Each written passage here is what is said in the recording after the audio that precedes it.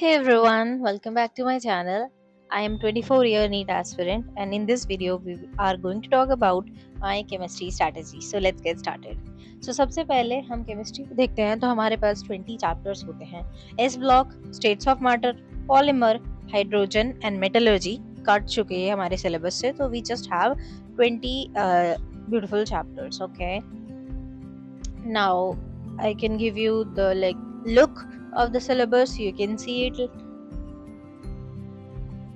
So now I will tell you कि हमें हर एक डिफरेंट एस्पेक्ट को कैसे डील करना है, फिजिकल केमिस्ट्री को कैसे डील करना है, इनऑर्गेनिक को कैसे डील करना है, अनऑर्गेनिक को कैसे डील करना है. सबसे पहले फिजिकल की बात करते हो तो यार फिजिकल में ना थ्योरी पढ़ना है, थोड़ी सी थ्योरी पढ़ो, क्वेश्चन प्रैक्टिस बहुत सारी करो, इसमें कोई एनसीईआरटी की जरूरत नहीं है.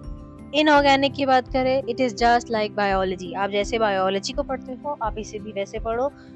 जस्ट सिंपल लाइक बायोलॉजी में क्या होता है, एनसीईआरटी पढ़ो, क्वेश्चन प्रैक्टिस करो, सेम सिंपल है एक ए टू जेड. और इनऑर्गेनिक भी बायोलॉजी की तरह ही है कि हम उसे 10 बार भूलेंगे, तो सोच समझ के पढ़ो, शॉर्ट नोट्स बना के पढ़ो. Now will talk about organic. 11th और 12th में सबसे ज्यादा इम्पोर्टेंट दोनों ही हैं, बट मोर इम्पोर्टेंट है 12th की, बिकॉज उसमें ज्यादा चैप्टर्स हैं, ज्यादा नेम रिएक्शंस वहां से आते हैं, कुछ छोटे मोटे चीजों की चीजें भी वहीं से आती हैं. सो इसमें एनसीईआरटी इज द मस्ट. इसके नेम रिएक्शंस होने चाहिए, मैकेनिज्म पे फोकस करना इम्पोर्टेंट है. Back exercise is also important, back exercise करना भी इम्पोर्टेंट है उसके लिए.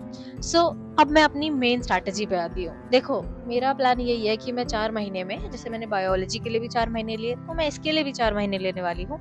देखो एक मंथ में 4 वीक्स होते हैं जैसे आपको स्क्रीन पे दिख रहा है. So I will be talking about 1 week. Okay, so मैंने ये सोचा है कि पर month I am going to do 5 chapter. Simple है यार मैथ्स. 5 5 5 5 is equal to 20. अब 5 चैप्टर कैसे करेंगे? एक वीक में, सॉरी एक मंथ में 4 वीक्स होते हैं, एक वीक में मैं एक ही चैप्टर करूंगी, तो 4 वीक में 4 चैप्टर कर लूंगी.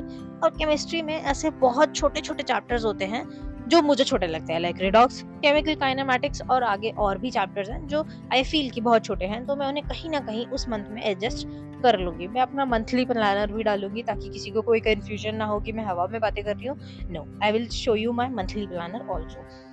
4 वीक्स में 4 चैप्टर करूंगी और एक चैप्टर को एडजस्ट करूंगी. अब वो कैसे करूंगी? एक वीक में 7 डेज होते हैं, तो मैं एक चैप्टर को 7 दिन दे रही हूँ. इसका मतलब मैं लेक्चर्स ले सकती हूँ पूरे 7 दिन में, मैं डीपीपी लगा सकती हूँ, मुझे जितनी मर्जी क्वेश्चन प्रैक्टिस करनी है मैं उतना कर सकती हूँ, क्योंकि मेरे बायोलॉजी का शेड्यूल बहुत शॉर्ट है. मुझे 2 ही चैप्टर करने हैं, 240 क्वेश्चन करने हैं. या सो अब मेरा 1 मंथ का प्लानर देखो. पहला मोल कॉन्सेप्ट करूंगी, redox, periodic table, GOC and chemical kinematics. यहाँ पे मैं इन टीचर्स को फॉलो करने वाली हूँ. मोल कॉन्सेप्ट के लिए ये टीचर फॉलो करूंगी, रिडॉक्स के लिए ये, जीओसी के लिए ये वाले सर फॉलो करूंगी, एंड पीरियोडिक टेबल के लिए इन सर को फॉलो करूंगी, केमिकल काइनेमैटिक्स के लिए इन सर को फॉलो करूंगी.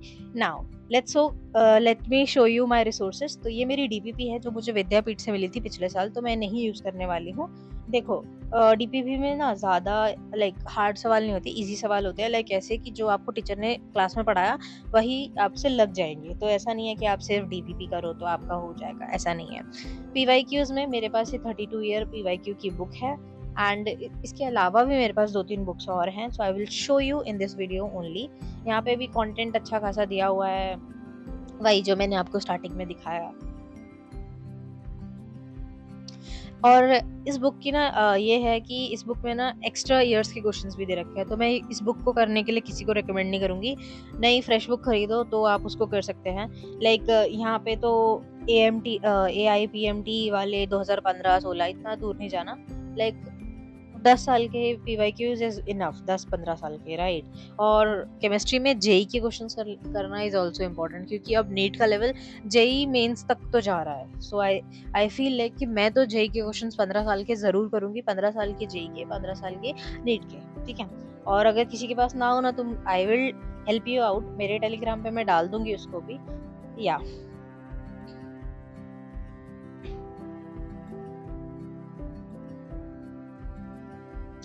बुक तो मेरी बहुत सुंदर ही है, क्योंकि मैं कभी बुक खराब नहीं करती. नाउ ये मेरी सेकंड बुक है जो मेरे पास है केमिस्ट्री के लिए, नीट इन 45 डेज वाली बुक.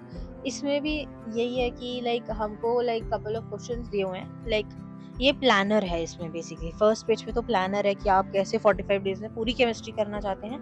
अगर किसी को ये बुक चाहिए ना, ऐसे तो मैं नहीं दे सकती, बट हाँ, अगर किसी को पीडीएफ फॉर्म में चाहिए तो डू लेट मी नो। मैं फ़ोटोज़ खींच के whatever chapter you will ask मैं दे सकती हूँ। और इसमें भी यही है कि थ्योरी है, कुछ क्वेश्चन्स है, कुछ मतलब 120 क्वेश्चन लाइक 150 क्वेश्चन समथिंग है, राइट?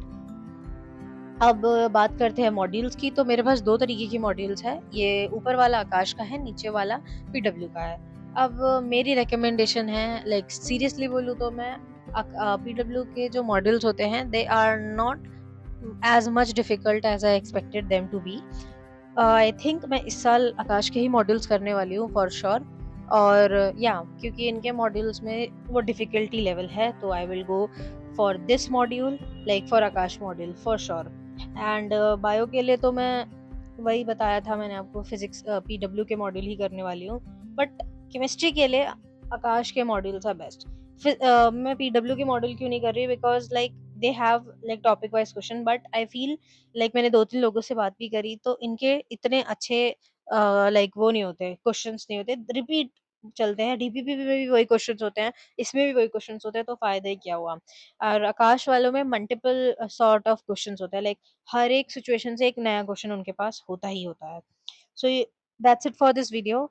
और अगर आपको मेरी स्ट्रैटेजी अच्छी लगी हो तो please let me know in the comment section. And या 20 चैप्टर सॉर्टेड एंड बाय।